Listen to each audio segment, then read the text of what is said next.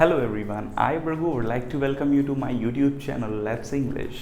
जैसा कि आप लोगों को याद होगा, लास्ट कुछ सेशन से हम लोग नाउन के बारे में चर्चा कर रहे हैं और कोशिश कर रहे हैं कि नाउन के कॉन्सेप्ट्स को कैसे सीखा जाए। इसी कैटेगरी में अगर आप देखें तो हमने नाउन के टाइप्स डिस्कस किए, जेंडर्स डिस्कस किए, पॉजेसिव केस के बारे में डिस्कशन किया और सुपरफ्लूस एक्सप्रेशंस के बारे में भी डिस्कशन कर चुके हैं। अब आप थोड़ा सा ध्यान दें तो हम लोगों ने सिंगुलर प्लूरल के कुछ कॉन्सेप्ट्स डिस्कस किए थे, राइट। अब कुछ चीज़ें मैं आपको और एडिशनली उसमें समझाना चाहूँगा। उसका रीज़न क्या है ज़रा समझते हैं। देखिए, इंग्लिश में आप भी जानते हैं बहुत से ऐसे वर्ड हैं जो दूसरी लैंग्वेजेस से अडॉप्ट किए गए।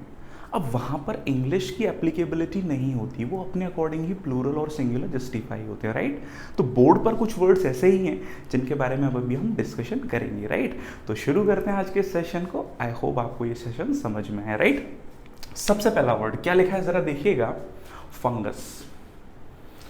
फंगस वर्ड आप लोगों ने सुना होगा साइंस जब पढ़ते हैं। तो देखिए लास्ट में क्या आ रहा है, यूएस।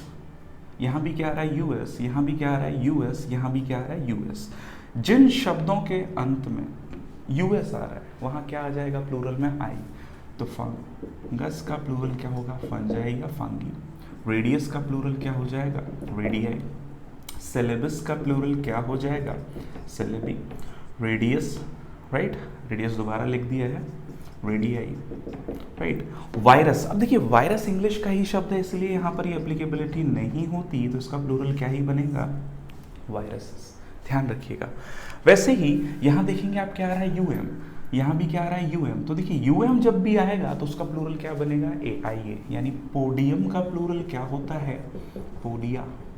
स्टेडियम का प्लूरल स्टेडिया। लेकिन मॉडर्न इंग्लिश में स्टेडियम्स शब्द का यूज भी लोग करने लगे हैं, तो कोई इशू नहीं। वैसे ही मीडियम का प्लूरल मीडिया और मीडियम्स भी कहा जाता है बोलचाल में। अब देखिए अगले तीन शब्दों में आप देखेंगे तो क्या आ रहा है, एस आई एस है ना। थीसिस में भी एस आई एस, तो एस आई एस है तो किस में चेंज होगा, एस ई एस में। तो क्या बोलेंगे, बेसिस, एनालाइसिस, है ना। शब्दों का नेचर समझिए, है ना। थीसिस, क्राइटेरियन सिंगुलर होता है, ध्यान रखिएगा। इसका प्लूरल क्या होता है, criteria, right. I hope you are getting. Apex का प्लूरल एपिसीज। वैसे ही इंडेक्स का प्लूरल क्या हो जाता है, इंडिसीज, राइट, राइट। ध्यान दीजिएगा, हम लोग इंग्लिश में एक वर्ड यूज करते हैं, एजेंडम, सिंगुलर है, इसका प्लूरल क्या हो जाता है, एजेंडा। तो देखिए ये सारे जो टर्म्स हैं ये इंग्लिश में अडॉप्ट किए गए हैं, इसीलिए इन पर एप्लीकेबिलिटी इंग्लिश की नहीं है, अपने अकॉर्डिंग प्लूरल बनाते हैं।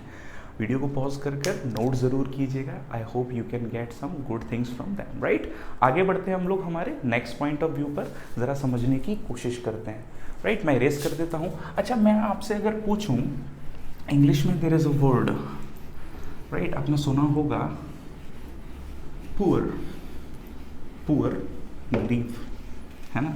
तो पहली बात तो इसको पुअर नहीं कहते, दिस इज कॉल्ड पॉर।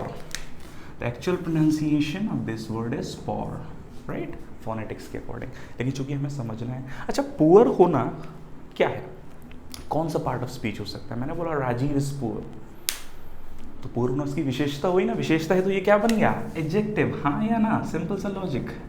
अब जरा बताइए प्लूरल एडजेक्टिव का होता है या नाउन का।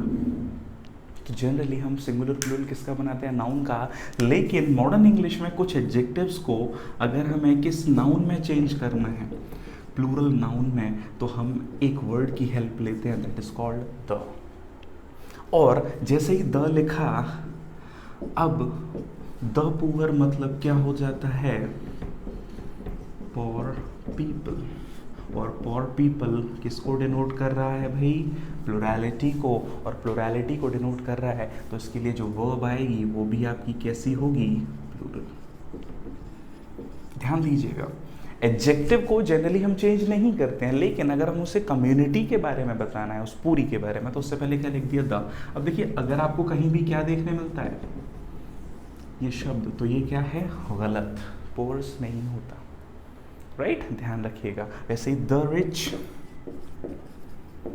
है ना, the youth, the white, etcetera, community को दर्शा रहे हैं, इसीलिए इनके साथ वर्ब भी कैसी यूज होगी, प्लूरल। लेकिन इंग्लिश में कुछ वर्ड्स ऐसे हैं जो एडजेक्टिव होने के बावजूद उनको प्लूरल बना सकते हैं नाउन में। कैसे, उसका कॉन्सेप्ट क्या है वो मैं आपको समझाता हूँ। मैं इसको इरेज करता हूँ, ध्यान रखिएगा, ये ह्यूमन बीइंग्स के लिए रहेगा स्पेशली, क्योंकि कम्युनिटी है ना, उन्हीं की दर्शाई जाएगी।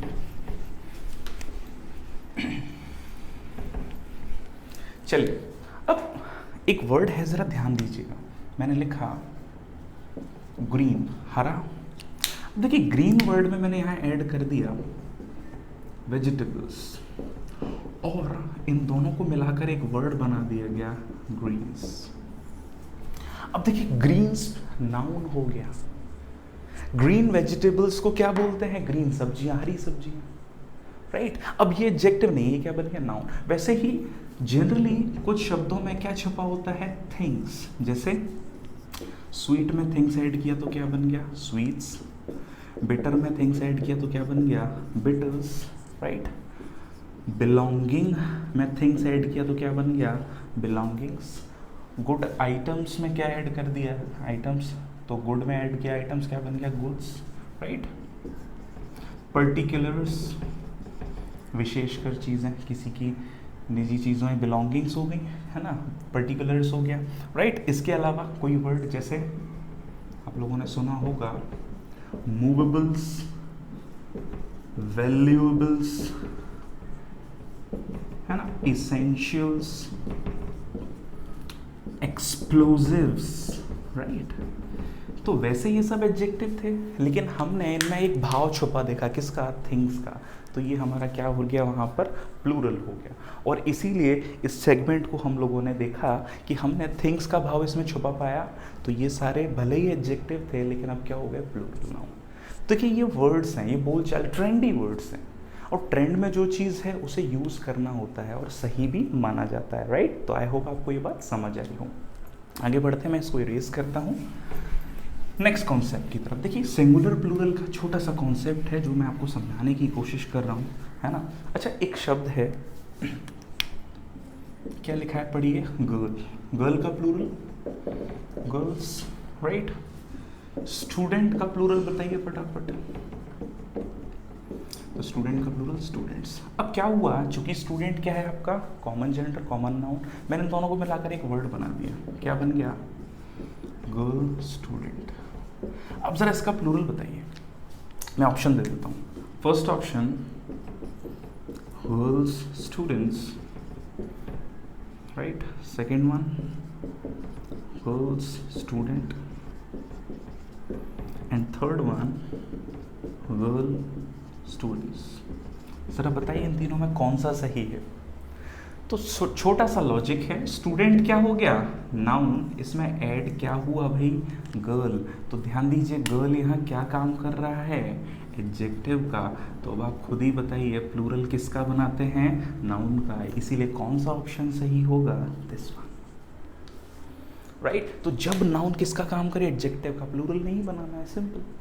लेकिन इसके दो एक्सेप्शनल वर्ड्स हैं जो ट्रेंड में हैं, वो आपको ध्यान रखना है। कौन कौन से, मैन और वुमन। इन दोनों के लिए जब भी इनके साथ कोई दूसरा नाउन आ रहा है तो आप इनका भी प्लूरल बनाएंगे। जैसे मुझे बोलना है मैन ड्राइवर, तो इसका प्लूरल क्या होगा, MEN, मैन ड्राइवर्स। ध्यान रखिएगा, चलन में है इसीलिए हम इसका यूज इस तरह से करते हैं। तो सीधा सा लॉजिकल पॉइंट, यदि कोई नाउन एडजेक्टिव का काम करे तो उसमें हम लोग SIS लगाकर उसका प्लूरल नहीं बनाएंगे। प्लूरल किसका बनेगा, नाउन का। I hope you are getting what I am trying to tell you, right. चलिए भाई आगे बढ़ते हैं, इरेज करता हूं मैं इसको नेक्स्ट कॉन्सेप्ट की तरफ। देखिए छोटी छोटी चीजें हैं जो मैं आपको समझा रहा हूँ। अच्छा एक क्वेश्चन है, यहाँ से मुझे याद आया, मैं आपसे पूछूं लेडी और वुमन में क्या अंतर है, जल्दी बताइए। बहुत आसान सा है, समझ लेते हैं। देखिए सीधा सा, पहले अगर मैं जनरल लैंग्वेज में बात करूं तो लेडी एक एड्रेस करने का वर्ड है, रिस्पेक्ट देने का वर्ड है, शिष्टाचार का शब्द है। ये बात क्लियर किसने की, ग्रामेरियन थे वुड, WT वुड। उन्होंने इस बात को क्लियर किया। कैसे, उन्होंने कहा कि इन दोनों में डिफरेंस आप इस तरह से कीजिए कि जब भी हम किसकी बात करें, प्रोफेशन की, तो किसका यूज़ करें, वुमन। जैसे वो मैं टीचर, राइट, वो मैं डॉक्टर। लेकिन एड्रेस करने के लिए हम लोग इंग्लिश में मॉडर्नली क्या यूज़ करते हैं? लेडी डॉक्टर, आप लोगों ने सुना होगा। तो देखिए, शिष्टाचार को नहीं बोलना है, हम नहीं बोलते औरत डॉक्टर, हम क्या बोलते हैं? महिला डॉक्टर, राइट।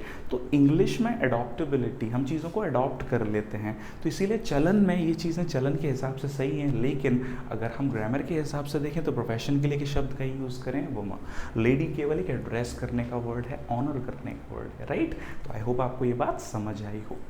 आगे बढ़ते हैं। ये छोटी छोटी चीज़ें हैं जो आपको ध्यान रखनी है और आप इनसे चीज़ें समझ पाएंगे, और आगे मैं आपको विश्वास दिलाता हूँ आप बहुत सी चीज़ों को नया सीखेंगे, राइट। अगला कॉन्सेप्ट मैं आपको समझाता हूँ, ज़रा ध्यान दीजिएगा। मैंने यहाँ पर एक वर्ड लिखा, पढ़िए क्या लिखा है? Door to door. सुना होगा आपने, हम लोग अक्सर सुनते हैं, जैसे एडवर्टीजमेंट की बेस्ट पॉलिसी मानी जाती है घर घर जाकर चीज़ों को सेल करना। तो मैंने पूछा यहाँ पर डोर क्या काम कर रहा है? नाउन का, राइट। इसमें ऐड क्या हो गया? टू। टू क्या है हमारा? प्रेपोजिशन, और फिर से क्या आ गया? डोर। तो देखिए, यानी ये डोर क्या बन गया? नाउन। अब देखिए, noun plus preposition plus noun, ये एक फ्रेजल एक्सप्रेशन हो गया, और फ्रेजल एक्सप्रेशन है तो ये क्या बन गया? सिंगुलर। और सिंगुलर है तो जब भी ये सब्जेक्ट का काम करेगा इसके साथ वर्ब भी कैसी आएगी? सिंगुलर। जैसे अगर मैं एग्जाम्पल के तौर पर यहाँ लिखूं, door to door is a good policy of advertisement, right. आपको ये बात समझ में आ रही हो। तो देखिए, डोर्स टू डोर्स नहीं बोलना है, क्या ही बोलना है? Door to door. इसी सेगमेंट में अगर देखें तो और कौन कौन से वर्ड हो सकते हैं? Page bye page, right, word for word, step by step, rho upon rho, country after country, town after town, है ना, इस तरह से। तो सीधा सा लॉजिक, नाउन के साथ क्या है? प्रेपोजिशन, फिर वही नाउन क्या हो? रिपीट हो, तब ये क्या बन जाता है? फ्रेजल एक्सप्रेशन, और ये क्या हो गया? सिंगुलर। और इसीलिए वर्ब भी कैसे यूज करेंगे? Singular, right. आगे बढ़ते हैं, मैं इरेज करता हूं इसको, आप चीजों को समझते जरूर चलिएगा। अच्छा, आपने अभी देखा होगा लास्ट क्लासेस में हमने किसका यूज सीखा था? ऑफ का। ऑफ जनरली क्या काम करता है? पोजीशन बताने का। लेकिन ऑफ का एक और यूज है जहां ऑफ क्या काम करता है? सिलेक्शन का, राइट। अब मैंने कुछ टर्म्स यहाँ लिखे, देखिएगा जरा। जैसे मैंने लिखा one of, all of, any of, most of, right,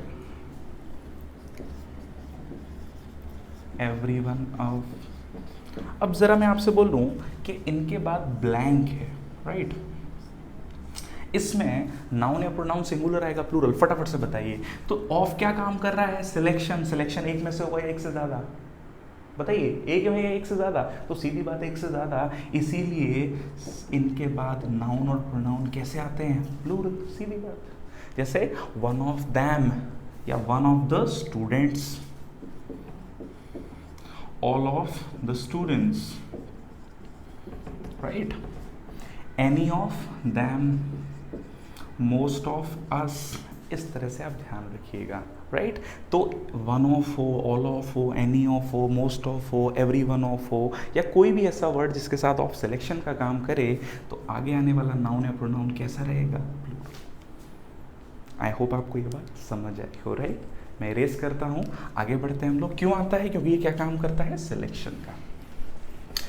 next concept को जरा फटाफट से देख लेते हैं, राइट, और चीज़ों को थोड़ा सा ध्यान रखेंगे। अच्छा, एक बात बताइए, कलेक्टिव नाउन सिंगुलर होता है या प्लूरल? हाँ जी, मैं आपके सामने एग्जाम्पल्स लिखता हूँ सीधे, राइट। हम उन एग्जाम्पल्स को ज़रा देखेंगे, स्टडी करेंगे। मैंने एक सेंटेंस लिखा, the jury is united on this point, right? on this matter भी बोल सकते हो। दूसरा मैंने लिखा the jury is divided in its opinion। जरा फटाफट देखिए और बताइए आपको क्या समझ में आता है। दोनों ही स्टेटमेंट्स में हमने कलेक्टिव नाउन का यूज किया है जूरी, हाँ या ना। अब जरा बताइए जूरी शब्द सिंगुलर या प्लूरल। तो पहले वाले सेंटेंस में जूरी क्या है, यूनाइटेड है, और यूनाइटेड है तो पूरा ये क्या हो गया, ग्रुप, और ग्रुप हो गया तो ये क्या हुआ, सिंगुलर, हाँ या ना। यानी यहां पर जूरी शब्द, जैसे फॉर एग्जांपल किसी पर डिसीजन देना है, आप सब लोग क्या हैं, जूरी हैं, राइट। मैंने पूछा हमें इस टीम को खेलने देना चाहिए या नहीं। अब सबको वो टीम पसंद है, राइट तो सब एक मत होकर यूनानिमस डिसीजन देंगे, यानी सब लोग क्या हो गए, यूनाइटेड, या मैं कहूँ यूनानिमस, और यूनानिमस हुआ तो पूरे एक ग्रुप का एक ही डिसीजन आया तो वो क्या हो गया, सिंगुलर। अब अगले एग्जाम्पल पर देखिए क्या लिखा है, जूरी क्या हो गई, डिवाइड। यानी आप में से कुछ लोग बोल रहे हैं हाँ, कुछ लोग बोल रहे हैं ना, तो अब ओपिनियन जूरी की आया है, जजेस का, यानी अलग अलग जजेस का आ रहा है। तो अब यहाँ पर जैसे ही बात किसकी हुई, डिवाइड होने की, तो जूरी अब किसको रिप्रेजेंट कर रहा है, जजेस को, और जजेस है तो यहाँ इसकी जगह क्या हो गया, आर। और जैसे ही ये जजेस हुआ तो सीधी बात यहाँ इट्स की जगह भी क्या होगा, देयर, और फिर ओपिनियन भी क्या होगा, ओपिनियंस। आई होप ये बात समझ रहे हैं आप। यानी एक कलेक्टिव नाउन वाक्य के अनुसार सिंगुलर या प्लूरल हो सकता है। जब भी उस कलेक्टिव नाउन को एक ग्रुप की तरह रिप्रेजेंट करें तो वो सिंगुलर, लेकिन जब वो अपने मेंबर्स को डिनोट करे तो वो क्या हो जाता है, प्लूरल। ध्यान दीजिए ये फिनोमेना तभी पॉसिबल होगा जब कलेक्टिव नाउन किससे मिलकर बने, स्पेशली ह्यूमन बीइंग्स, राइट। थोड़ा सा ध्यान दीजिए इस चीज को। कौन कौन से कलेक्टिव नाउन है जो इस फिनोमेना पर वर्क कर सकते हैं। आई होप ये एग्जाम्पल आपने नोट किया होगा। मैं इरेज कर रहा हूँ, मैं आपके सामने कुछ वर्ड्स लिख रहा हूँ फटाफट से, जिससे आपको ये चीज़ और क्लियर हो, राइट। ज़रा देखिए मैंने लिखा जूरी हम लिख चुके हैं, इसके अलावा committee, right, staff, panel, right, board of directors सुना होगा, family, crowd, right, mob, right, team, etcetera. यानी जब भी हम इन वर्ड्स को एक ग्रुप की तरह ले रहे हैं तब ये सिंगुलर हैं, और जब भी इन्हें हम अलग अलग मेंबर्स की तरह लेंगे तो ये क्या होगा, प्लूरल। जैसे मैंने बोला कमिटी अलग अलग ट्रेन से आ रही है, तो बताइए कमिटी आएगी या मेंबर्स आएंगे, तो अलग अलग ट्रेन से कौन आएगा, मेंबर। तो उस कंडीशन में कमिटी क्या हो गया, प्लूरल, और प्लूरल है तो वो क्या आएगी, प्लूरल, राइट। जैसे the committee are coming from different trains. I hope आपको ये बात समझ में आ रही हो। देखिए मैं फिर से बोल रहा हूँ, ये केवल किसके लिए पॉसिबल होगा, ह्यूमन बीइंग्स के लिए। बाकी अगर चीज़ों से बना कलेक्टिव नाउन है वो जनरली सिंगुलर ही रहता है, जैसे फर्नीचर, मशीनरी, जनरली ऐसा होता है, राइट। हम उनके एग्जाम्पल्स को डिस्कस ज़रूर करेंगे। आई होप आपको ये सिंगुलर प्लूरल का जो कॉन्सेप्ट है थोड़ा बहुत समझ में आया हो। देखिए मैं आपको विश्वास दिलाता हूँ हम चीज़ों को कॉन्सेप्चुअली सीख सकते हैं, और जितना कॉन्सेप्ट पे वर्क करोगे उतना आसान है। The more you read, the more you study, the more you gain, see the phenomena, right. तो आई होप आपको नाउन्स के ये कुछ कॉन्सेप्ट समझ में आए हों। नेक्स्ट क्लास में, नेक्स्ट सेशन में हम लोग अब कुछ क्वेश्चंस प्रैक्टिस करेंगे और देखेंगे कि चीज़ों को कैसे इम्प्लीमेंट करना है, राइट। तो I hope you are getting something, you are learning something. जो भी आपकी क्वेरीज हैं कमेंट्स में ज़रूर बताइएगा। मैं सारी PDFs आपको टेलीग्राम चैनल पर ज़रूर दूंगा, और जिससे आप चीज़ों को और भी गेन कर सकें। I hope you are learning something. Thank you for watching this video. आज हम लोग यहीं विराम लेते हैं। Thank you very much everyone.